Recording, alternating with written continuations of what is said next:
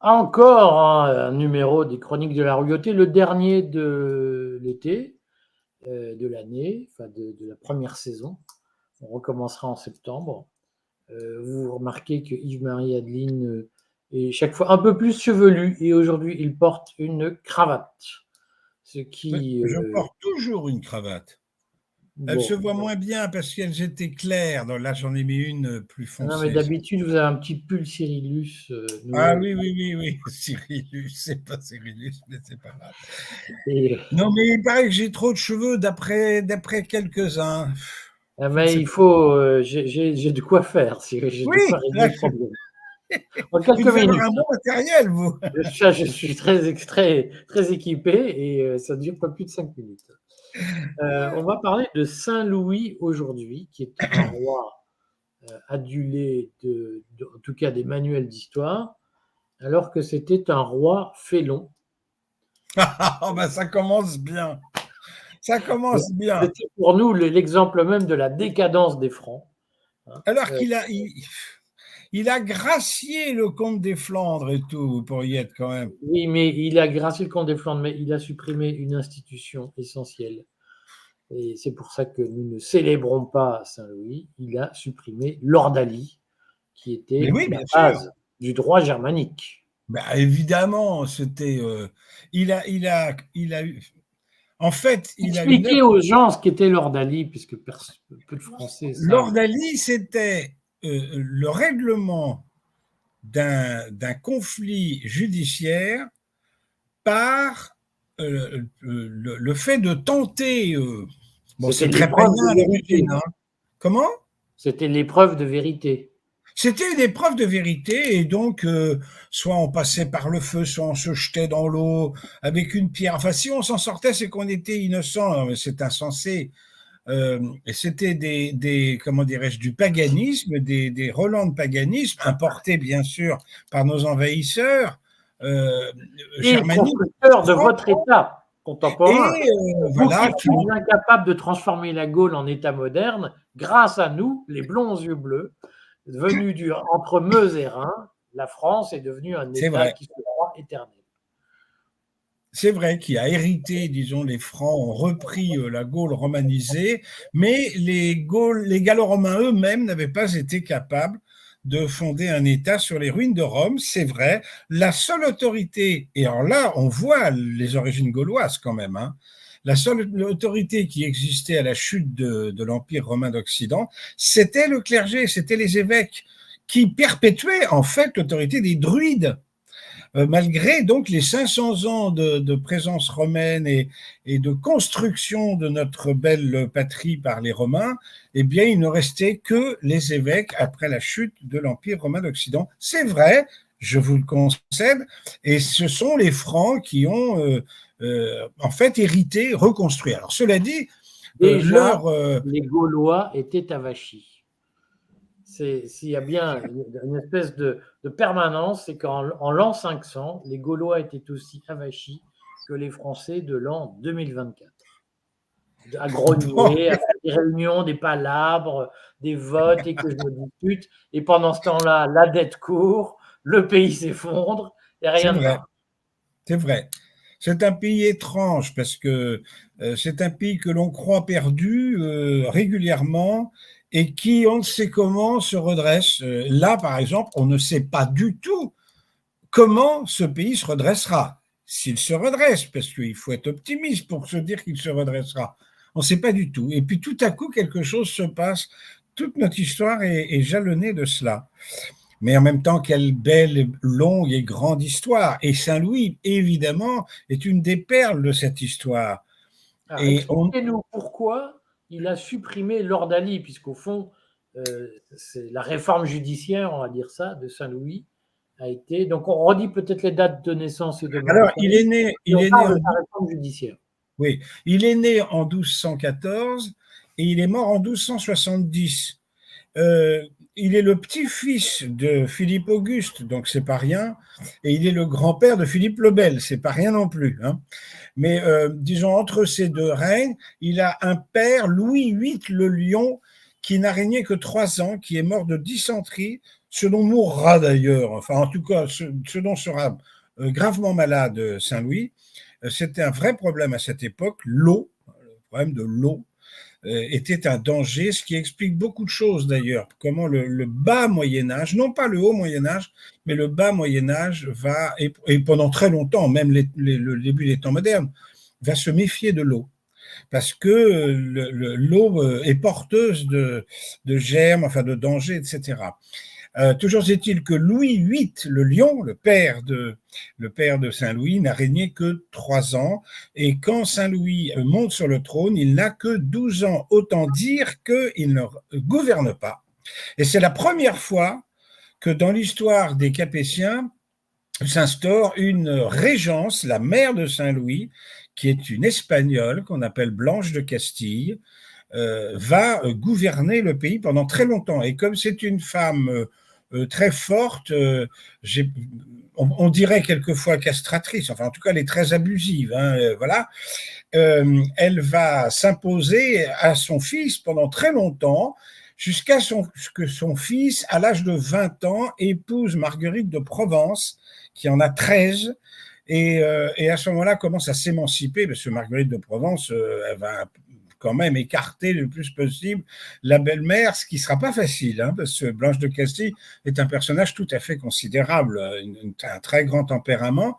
Et Blanche de Castille a fait un bien fou à la politique française, encore une Espagnole, une étrangère, qui a admirablement binationale, dirait-on. Voilà, encore. Beaucoup de Français pensent que les binationaux sont des dangers, mais ils ont oublié que l'Ancien Régime est d'abord fait de... Est-ce que vous me confirmez que les prétendants au trône aujourd'hui, en tout cas le prétendant Bourbon, est un binational? Ah, l'aîné, là? Oui, Oui, oui. Alors c'est un après, binational. Oui, il est franco-espagnol. Alors après, il y a un problème de sentiment d'appartenance chez lui, voilà, parce que c'est avant tout un Espagnol.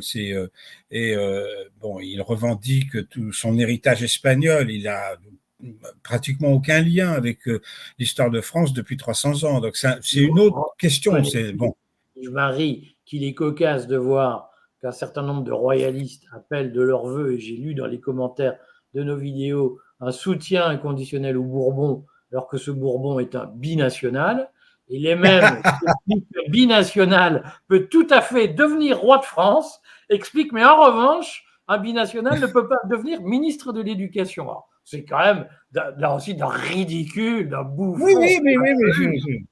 Écoutez, vous avez compris au fil de nos capsules que je ne suis pas nationaliste et que d'autre part, je considère que cette question-là est une question qui n'a pas beaucoup de sens dans une monarchie où on est le sujet d'un roi. On a le bonheur d'être un sujet. Donc voilà. Et donc.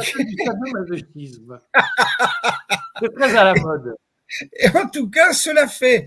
Le fait que Saint-Louis soit le fils de Blanche de Castille fait de lui un descendant de Mahomet, direct, hein, puisque, comme vous le savez, les Berbères islamisés qui ont envahi l'Espagne ont apporté avec eux quelques princesses descendantes de Mahomet par Khadija, c'est-à-dire par le premier mariage. Ce ne sont pas des Fatimides comme les Marocains, par exemple, comme les souverains du Maroc, mais ils descendent de Khadija. Donc, Saint-Louis descendait de Khadija, disons, du mariage de Mahomet et de Khadija. Ce qui ne fait pas de Saint-Louis un islamo-gauchiste, certainement pas. Hein, voilà. Il peut y avoir des checks and balances.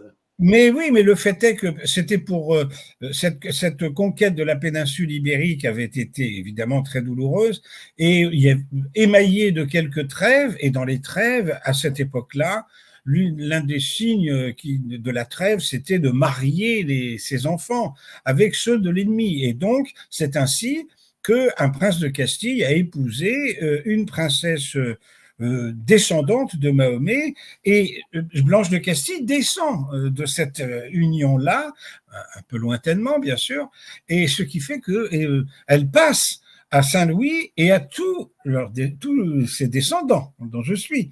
Elle passe le sang de Mahomet. Voilà. Ce qui ne fait pas de nous un shérif, contrairement au Maroc, par exemple, on est chérifien si on descend d'un autre mariage de Mahomet avec Fatima. Là, encore une fois, c'est Mahomet et sa première épouse, Khadija. C'est quand même le seul avantage qu'on peut trouver à ces félons de Saxe-Cobourg-Gotha, c'est que eux ne sont pas mélangés. Oh, vous êtes sûr qu'ils n'ont pas de mariage un peu Orléans, etc. Tout ça, ça fait des capétiens. Hein. Non, méfiez-vous de la généalogie. Il y a des rameaux partout après.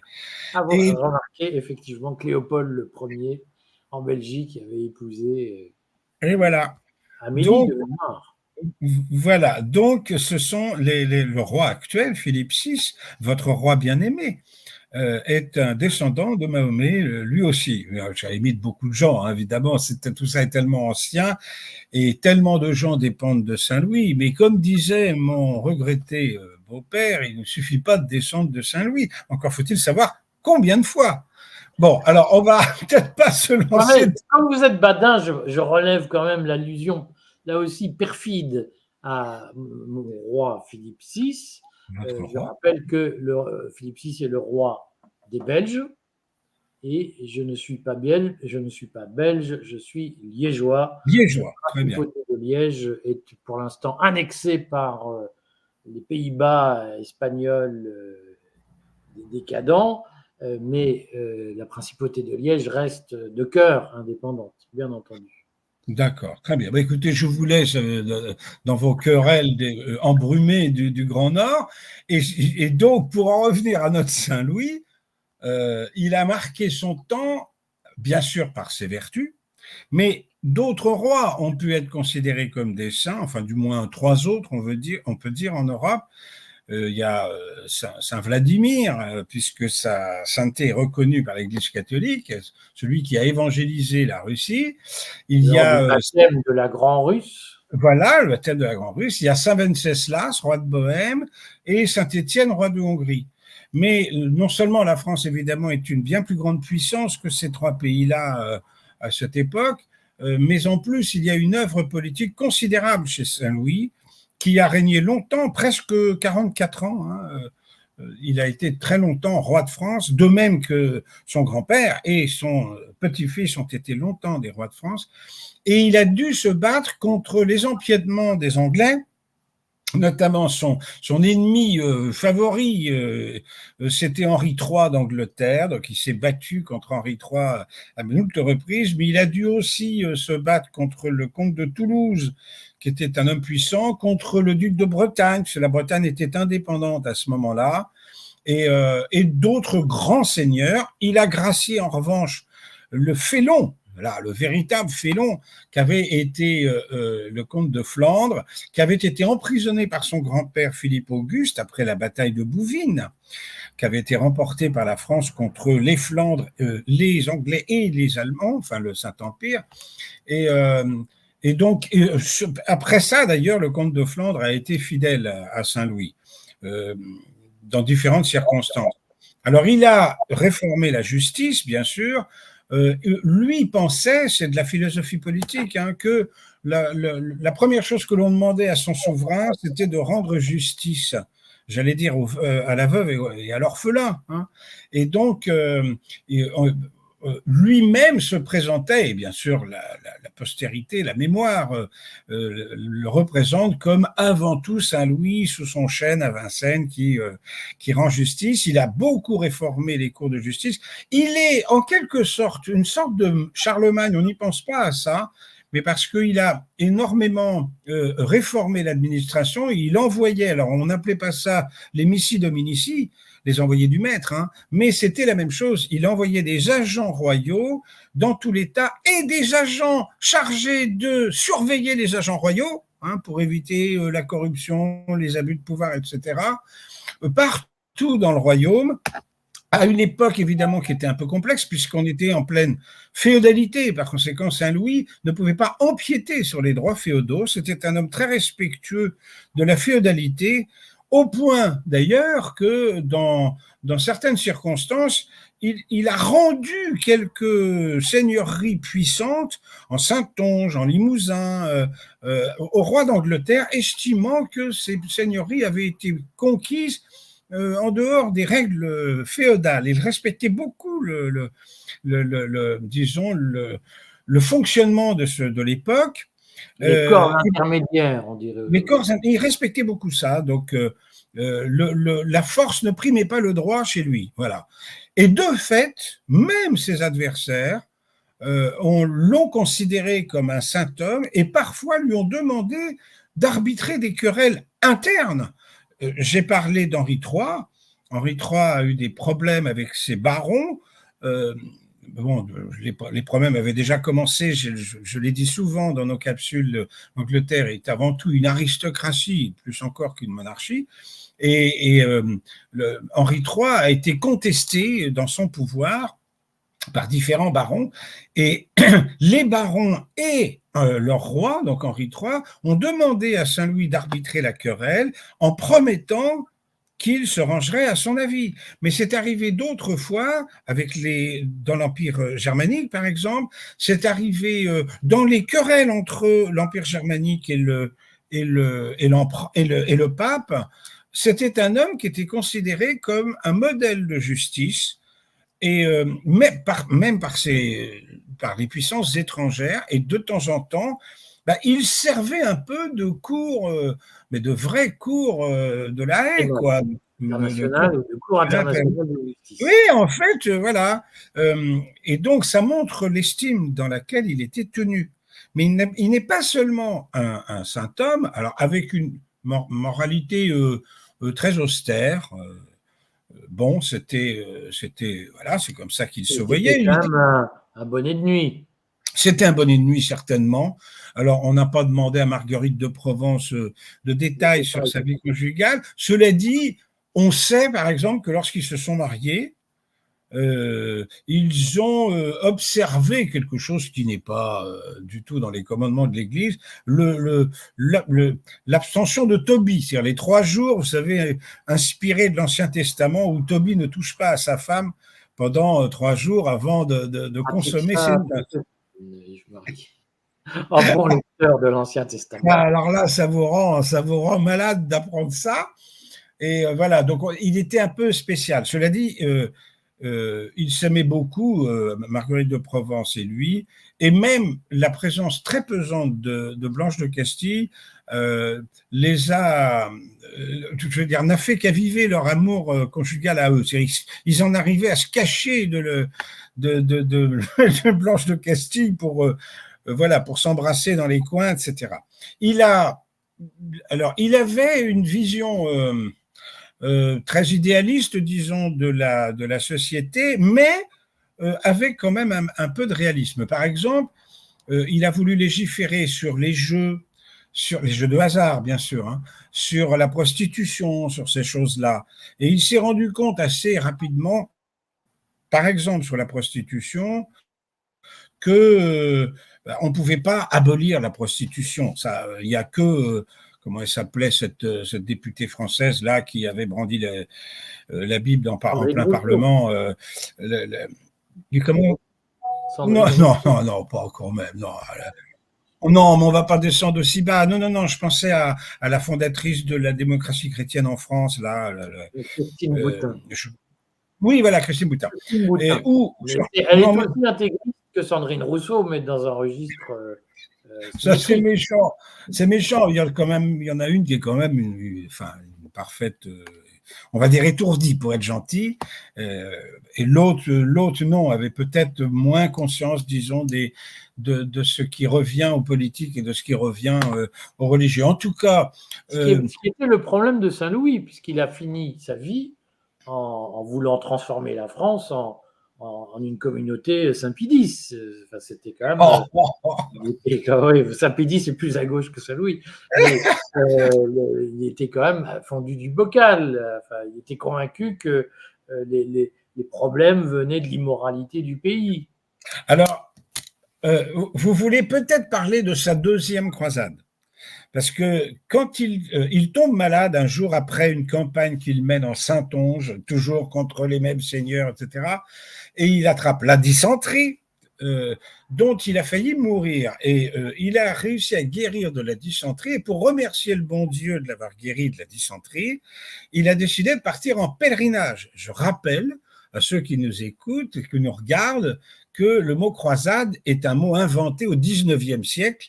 C'est un mot qui n'existe pas du tout, ni le mot croisade, ni le mot empire byzantin, tout ça, c'est des mots un peu farfelus, des appellations farfelues. Surtout croisade, encore plus. Ce byzantin, c'est né au XVIe siècle. Bon, là, c'est le XIXe siècle qui a forgé ce mot croisade. On disait à l'époque le pèlerinage ou le voyage. Pourquoi? Parce que le mouvement des croisades, ça fait pas l'objet de cette capsule, mais venait du fait que l'on voulait obtenir le droit de passage pour aller se recueillir devant le tombeau vide du Christ, que les chrétiens d'Occident appellent le Saint-Sépulcre, et les chrétiens d'Orient, ça dit tout sur la différence de sensibilité face à la double nature du Christ, la basilique de la résurrection. Et en tout cas, c'était donc comment dirais-je, un acte pieux que d'aller se battre là-bas pour libérer le tombeau du Christ. Et donc, il promet de partir en pèlerinage, et il s'en va jusqu'en Égypte.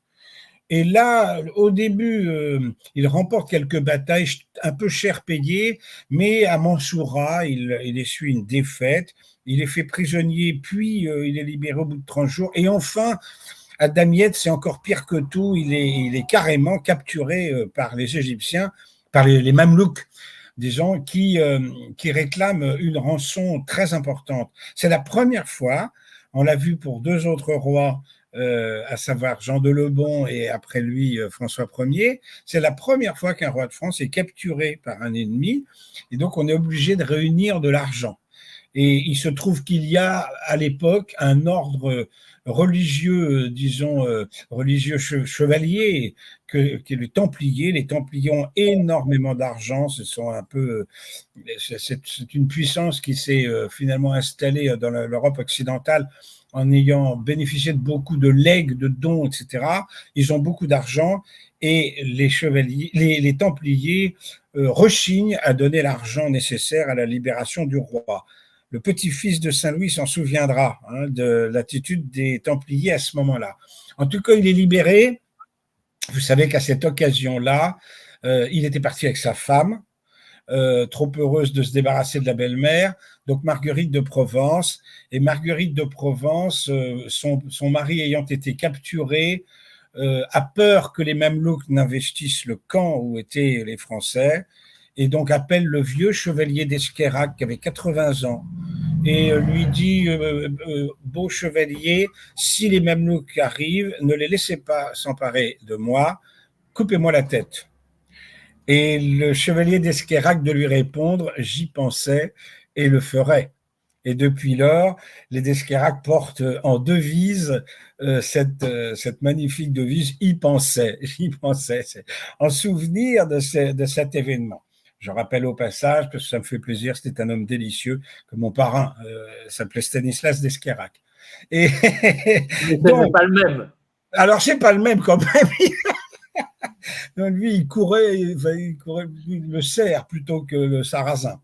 Donc ensuite, Saint-Louis revient et il pense, et évidemment c'est une erreur que lui ont reproché des gens comme Joinville ou autres, les biographes de Saint-Louis, les historiographes, ils pensent que s'il a échoué, c'est que peut-être que l'état de la moralité en France n'est pas satisfaisant. Il faudrait donc une réforme morale, à défaut d'une réforme intellectuelle et morale.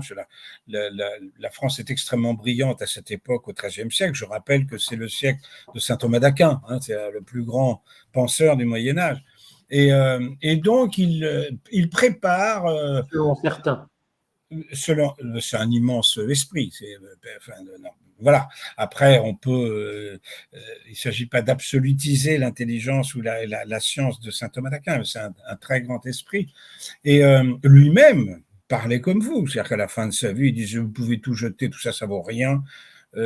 Voilà, évidemment, il était devant la clarté lumineuse et aveuglante de la foi, ou plutôt éclairante de la foi. Ce qui est aveuglant, c'est le diable, hein, Lucifer vous aveugle, il ne vous éclaire pas. Mais il porte la lumière aveuglante. Bref, je ne vais pas vous donner des leçons à vous À vous qui êtes luciférien. Qui avez tant erré dans les ténèbres jusqu'à ce que nous nous rencontrions. Et alors, il va revenir donc en France. Il est très en forme, Yves-Marie. Et 20 ans. ans. Photophore, attendez que je prenne mon photophore, je vous montre que je suis toujours luciférien. Beaucoup de commentateurs me le reprochent abondamment. Et 20 ans après, il retourne. Il décide de repartir. Alors pourquoi n'attaque-t-il pas de face, disons, la région, enfin la Terre Sainte? C'est parce que militairement, les Sarrasins sont beaucoup trop puissants.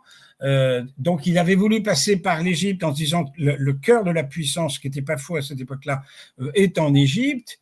Et donc, voilà, je vais conquérir ça et ensuite je remonterai.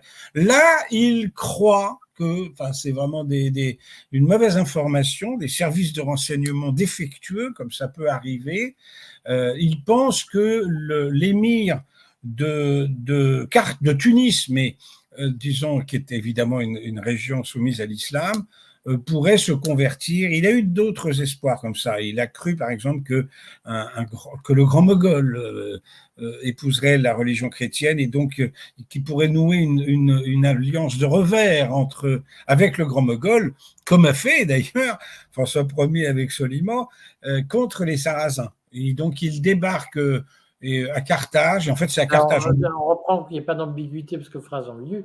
Donc Saint-Louis pensait à une alliance avec le grand Mogol contre les Sarrasins, comme François Ier avait contracté une alliance avec Soliman le Magnifique contre les Allemands. Contre le Saint-Empire. Pas contre Charles Quint. Oui. Donc, alors là, évidemment, c'était un peu différent, mais enfin bon,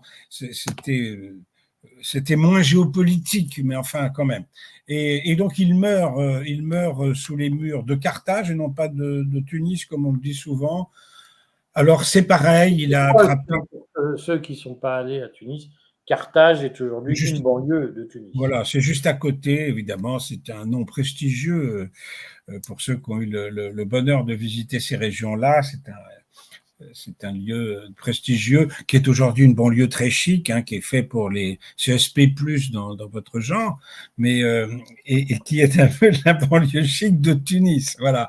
Et c'est là qu'il est mort. C'est là qu'il est mort aujourd'hui. Qui habite un quartier populaire.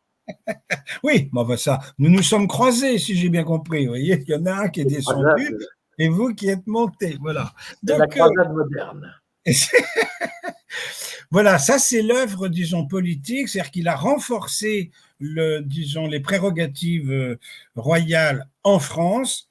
Il n'a pas supprimé, bien entendu, la féodalité, on le sait bien, mais enfin tout de même, il a tenu tête aux prétentions anglaises et autres. Et bon, puis il a réformé l'organisation interne du royaume, notamment, effectivement, en supprimant l'ordalie et toutes ces choses-là.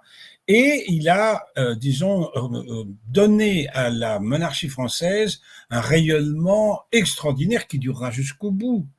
C'est-à-dire qu'on dira de tous les rois de France après lui qu'ils sont les fils de Saint-Louis. Pensez à Louis XVI montant à l'échafaud et dans un cri, spontané, son confesseur qui lui dit fils de Saint-Louis, montez au ciel. Vous voyez, enfin, ça, il est resté un personnage tout à fait emblématique de la monarchie française. Il a donné au lys, disons, un lustre et disons une odeur de sainteté qui a énormément servi, bien sûr, la monarchie française. Et c'est son petit-fils qui obtiendra sa canonisation, donc c'est allé assez vite, relativement vite. C'est Philippe le Bel, puisque avant lui, il y a Philippe III. C'est Philippe le Bel qui va demander au pape et obtenir du pape la canonisation de son grand-père. Donc encore une fois, désormais, on dira la couronne de Saint-Louis, si on peut dire. Enfin, vous voyez, il a donné vraiment un prestige extraordinaire au royaume de France, grâce à ça, grâce à au respect que l'ensemble de l'Occident éprouvait pour lui. Il a aussi, alors c'était encore une fois un homme extrêmement religieux, il a acheté à prix d'or des reliques, de saintes reliques que possédaient les orientaux, et notamment l'Empire latin de Constantinople, etc.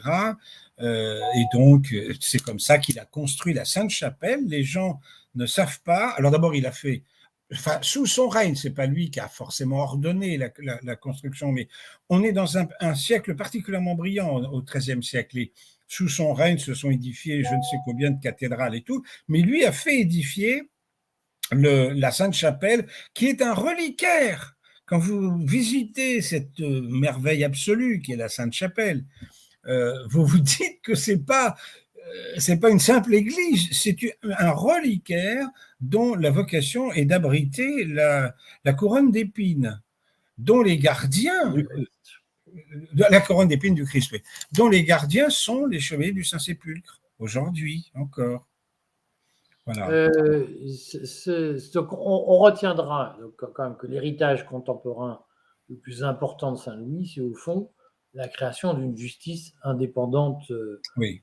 du pouvoir exécutif d'une certaine façon, ce qui va préfigurer la théorie de la séparation des pouvoirs qu'on va connaître plus développée à partir du XVIIIe siècle. On va, oui, allez-y, dites. Étant bien entendu que le chef de l'État, c'est-à-dire le roi, est garant de cette justice, et c'est toujours le cas aujourd'hui. Alors ça fait drôle de se dire que Macron, d'accord, mais encore une fois, c'est l'œuvre de Gaulle, le président gaulien, et le costume était taillé dans des mesures qui excédaient un peu les capacités. Bon. Mais enfin, voilà, normalement... On ne peut pas non plus taxer le général de Gaulle d'un parfait respect de l'indépendance de la justice. J'ai pas dit ça, notamment dans les affaires algériennes. Bon, il a pu, oui, un peu tricher. Bon, certains nostalgiques de l'OS ne vous soutiendront pas dans cette. Oui, c'est vrai. Mais disons que le chef de l'État est garant de la justice. Le roi a l'épée de justice, hein, a son sacre, etc. Et aujourd'hui encore, le président de la Ve République est supposé être le garant de la justice. Alors, et ça, c'est exactement, vrai. Puisque la Constitution de la Ve République pose un problème, puisque dans la théorie de Montesquieu, le pouvoir judiciaire est égal au pouvoir exécutif, hein, et qu'il y a une indépendance entre les deux. Et la Constitution de la Ve République ne parle pas de pouvoir judiciaire, d'autorité. D'autorité judiciaire, ce qui est quand même beaucoup moins indépendant.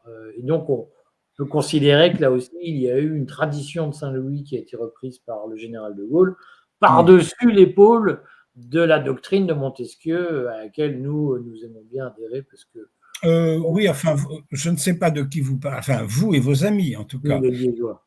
Oui, parce que, oui, vous, les Liégeois. Les J'avais oublié les Liégeois dans toute cette conversation. Maillon essentiel de l'histoire européenne. Charlemagne était liégeois. Ah, il était liégeois. Mais en revanche, le fameux dessert n'est pas liégeois. Vous savez que ça date de 1914. Hein. L'usurpation involontaire, puisqu'en fait c'est un café viennois, mais ce n'est pas vous qui avez décidé ça, c'est nous les Français, dans notre fanatisme anti-autrichien, nous avons rebaptisé le café viennois café liégeois. Et le jour où je suis allé à Liège, non pas pour vous rendre visite, parce que je n'avais pas encore le bonheur de vous connaître. Jour de gloire. Un jour de gloire, j'ai commandé un café liégeois, on m'a regardé avec des yeux comme ça. Personne n'avait jamais entendu parler d'un café liégeois à Liège. Voilà. Exactement. Bon, Yves-Marie, je propose que nous nous retrouvions la première semaine de septembre. D'accord, donc je peux prendre ma serviette de bain, tout ça, et je peux partir à la plage. Si vous voulez, mais vous pouvez aussi faire une émission depuis la plage, en serviette de bain. Et vous connaissant, je sais qu'en plus, vous n'avez guère plus qu'une serviette sur les plages. Ah, ça me fait marrer. Ah, je voulais rectifier une bêtise. Ça, c'est disons, le stress du direct. La semaine dernière, j'ai parlé de Catherine d'Aragon. C'était bien sûr Yolande d'Aragon, hein, voilà, qui était, vous savez, au gouvernement sous Charles, enfin non, à l'époque de Charles VII, etc. Mais voilà, c'était Yolande.